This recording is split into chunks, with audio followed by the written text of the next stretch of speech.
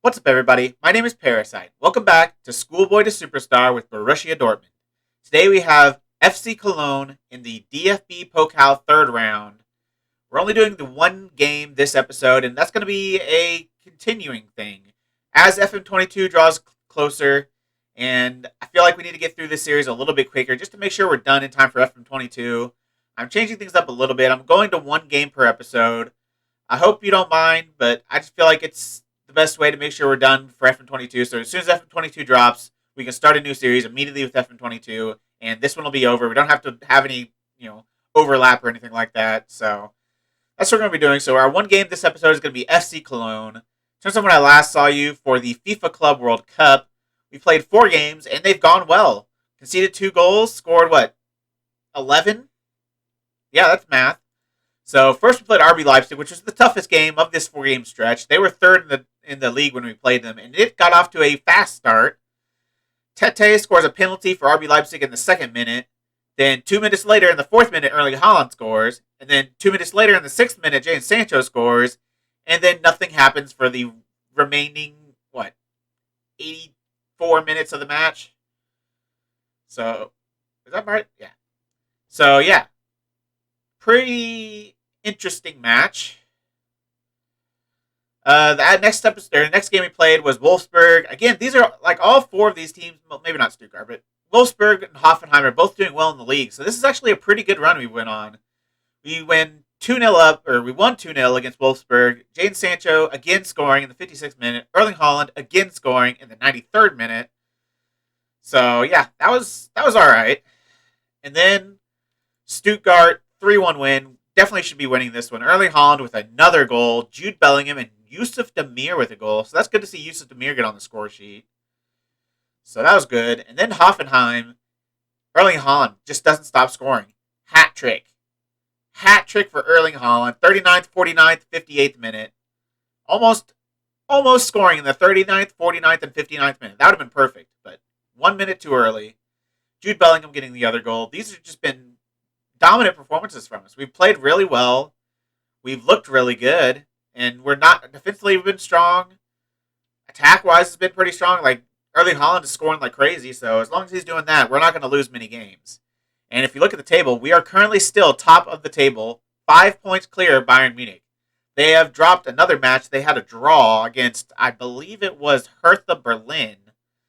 And so we are 5 points clear at the top of the table. So that's pretty nice. It's pretty comfortable little gap, but I mean, that could be eaten up pretty quickly, especially once we have to play Bayern Munich again. That's going to be interesting. So, is the next match away or at home? I don't remember. It is away from home. So yeah, that's definitely going to be tough. We were able to beat them at home 1-0. We've only dropped 1 game in the Bundesliga this season. 2 games. 2 games in the Bundesliga. The first game of the season against RB Leipzig. And then against Werder Bremen of all teams, we lost 1-0. So we've been doing pretty well. If we could win the Bundesliga this season, I would be super happy. It's obviously not a priority of mine, but I still want to win everything I can. But going into this fixture against FC Koln in the DFB Pokal third round, I'm changing the lineup up a little bit, going a little bit more youth, because I feel like it's the DFB Pokal. I'm not too fussed if we go out of this series, or out of this cup.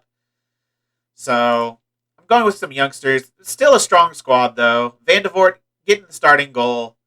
Luca Netz. Oh, yeah. I forgot to go over new signs. We had a transfer window. So, the transfer window started and ended. We've done a few transfers. You just saw one of them. If we look at our transfer history, let me see. Based on okay, we actually made quite a few signings. Most of them loans. You see here, Yusuf Mukoko signed on a free. While I was playing between the games, I've been trying to offer Yusuf Mukoko a contract, but because he's on a permanent contract that's already done at the beginning, like he's 15 when it starts, so you can't offer him a contract. When he turns 16, he automatically signs a professional contract that he signed in real life, which is, I guess, is only 1 year. So we couldn't sign him on a new deal because he just signed a new deal and he wasn't interested in going to talks. So, as things got closer and closer, I kept trying to offer him a deal, and he would not talk with me. And then it got to the January transfer window, and RB Leipzig offered him a contract, and he accepted it. And I could not offer him a contract during this entire time. I felt like that's just a little bit messed up. Obviously, that's not an intended feature of this game. You shouldn't always lose Yusufu Moukoko on a free. Like, there's literally nothing I could have done. He's not unhappy. He's perfectly happy at the club. He's getting quite a bit of game time. He just is, you're incapable of offering him a contract. So I pulled up the editor. I don't want to do it, but I felt like I had to at this point because that's just a bug in the game pretty much. So I pulled up the editor. I had to release him from the team and then re-sign him because I couldn't really get rid of a future move. So I just released him from the team, made him a free agent, then re-signed him. So he's back on the team in a full-term contract. I try to make it as realistic as I can in terms of the contract. So it's a 5-year deal. He's on $60K per week. He was on like 8. So going from 8K to 60K per week. The deal he signed with RB Leipzig was for 45K a week, but it was only like a 3-year deal. So I figured 60K for a 5 year seemed pretty realistic. 14K appearance fee, 12K goal bonus, team of the year bonus, top goal scorer bonus, Champions League goal bonuses. So I feel like that's a pretty fair contract. I mean, I could have signed him on like a 2-year deal, and then just so I could have redone it a little bit later, but I was just frustrated. So I'd signed him to a 5-year deal. I felt like that if I was able to offer him a contract, this is kind of what he would have been looking for. So, I mean, obviously he signed for less for RB Leipzig, so I think I'm working off a pretty realistic view here. So, Yusufu Moukoko, kind of a new signing. A couple loan signing. Well, first let's talk about Lasse Riesgaard. This is a signing we had already agreed to. This guy looks like he's going to be really good. He's not a striker. It says he's a striker. He's not a striker. I'm teaching him to play on this left-hand side. Look at that dribbling and first touch. Good physical ability. Amazing mentals. 16 determination. 16 aggression. I don't really care about, but 5-star potential. Got him from FC Midtjylland for $3 million, raising to like 4.8, 4.5. I think that's a bargain of a signing. So he's going to be great for us.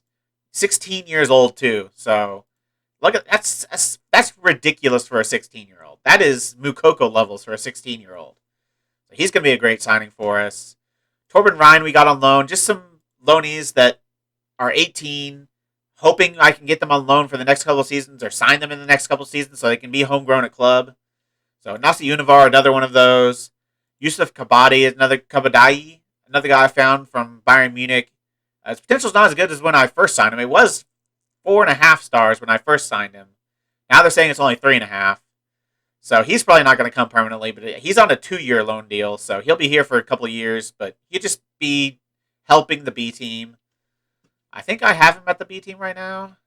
No, he's on the permanent. Let's move to the B team because we're never going to use him, and he's never going to be a permanent part of this team. He's on like 8K a week. I'm paying him 8.75K a week. Our budget is like 503,000 that we can spend. I think we're okay with a little punt for a loan signing.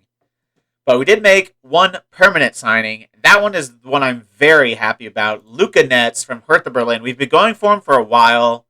He's a left back, 2-star current ability, 5-star potential, German, 18 years old. Everything I liked everything about this signing. He doesn't look ridiculous. Like, his mentals are okay, his technicals are okay, really good physicals. But I'm actually not going to be playing him at left back. He's going to be my right back of the future. I've not found a single right back, 18 or younger, that has any sort of ability at all. And he's got a strong right foot. He's pretty much 2-footed. So he kind of knows how to play there. I'm going to teach him to play there. He's going to be our right back of the future. We already have our left back in Ricardo Calafiore. He's got 5-star potential. He's looking a lot better right now than Luca Netz is, so he's definitely our left back of the future. Now we have our right back of the future. So I think we've got a player for each position now. Van de Voort for goal, Luca Netz right back. Nnamdi Kans is coming in for this game at center back. Youngster that's just got ridiculous physicals. 18 pace and acceleration, 17 agility. He's grown a little bit since we first started at the club. I feel like he's ready for a little bit of football, so turned 18. I'll give him a shot in the first team for this match. Center back's a little bit of a problem area for us. I don't think we have a second center back just yet.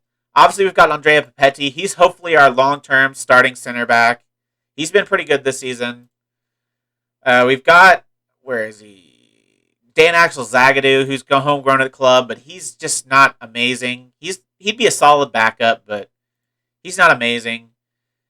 And other than that, we don't have a whole lot of options at center back. We've got some youngsters, though, that have been ginned at the club. This Andre Bankovich, 5-star ability, or 5-star potential ability, 16 heading. Like, he looks pretty good for 16 years old. So he could be really good for us. I think in Dortmund, too, we just have Nianzou and B. I mean, hopefully we can sign one of these guys, if not both. Obviously, it says Nianzou's 19 right now, but he's been at the club for a season, so he could be homegrown at club if we can make him a permanent signing. So hopefully we can get one of those guys. That will seal up our center back position if we can get at least one of those guys. But another guy we thought might be that guy is Armel Bellakacha, but I don't know what happened because we signed him when he's 18, but suddenly he's not able to be homegrown at club. He was when he signed. I definitely saw 6/29/2025 or 2024, 2023, whatever it's supposed to be. He definitely would have been homegrown at club when we signed him, but now he's just not. Is it because he's at the B team? Can you not be homegrown at club if you're at the B team? Because that makes no freaking sense. It's the same dang club. So I don't know what went on there. So I loaned him out. The way I set the series up, our bench doesn't have to be all homegrown at club. So I just said the starting 11 has to be homegrown at club for the Champions League final. So he could definitely be a bench player for us. He doesn't have the most crazy potential, 4.5 stars. So I think his long-term ability is still as a backup center back for us. He could be a great backup. I think he would have been a great starter, but apparently we can't start him now because he's not going to be homegrown at club. Doesn't make any sense to me, but whatever. So I think that's all of our signings we made. So I already showed you the team a little bit, but Caio Jorge gets to start up top. Demir and Cherky. Cherky's come in and done not very good, but he's looking decent. He's really grown a lot since we first signed him. So he's coming into left wing. Yusuf Demir is playing excellent. So he's been really good when he's come in. So he's going to start on that right wing. He says he's got 4-star current ability. That's a whole lot of hooey. But it's just because of his form, I think. His form is ridiculous.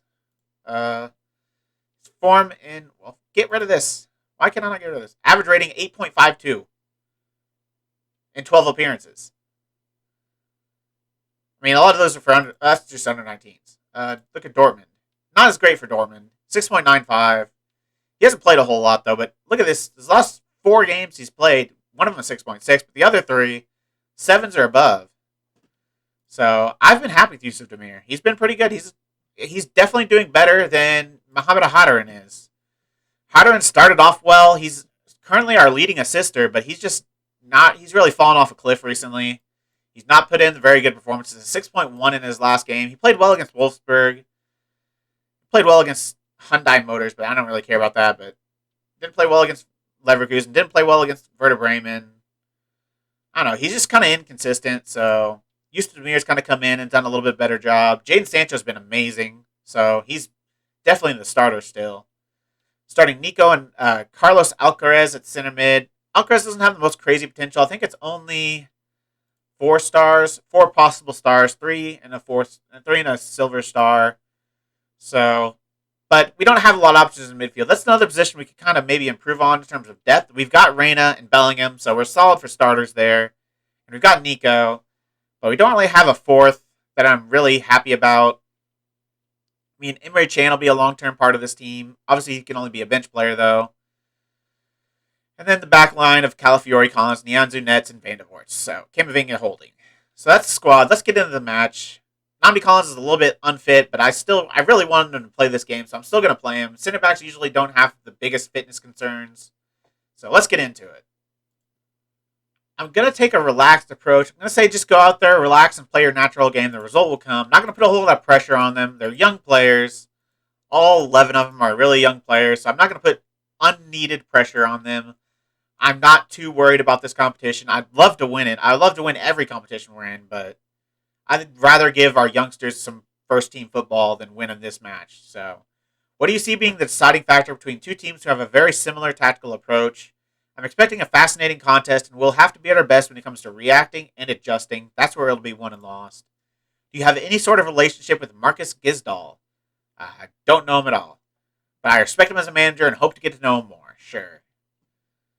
We are in good form. 5 wins in our last 5, but this is a very questionable lineup. I'm not sure how they perform. Cologne's a fine team, but they're not anything special.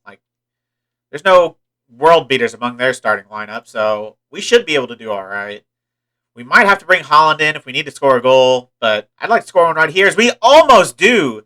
A header from, I think that was Yusuf Demir, crashes against the crossbar. Oh, and then Yusuf Demir with a good tackle from behind. Yusuf is up for this game. That's good to see. He's kind of, I don't know if he's ever going to be a starter because we've got, what's his name, Sancho.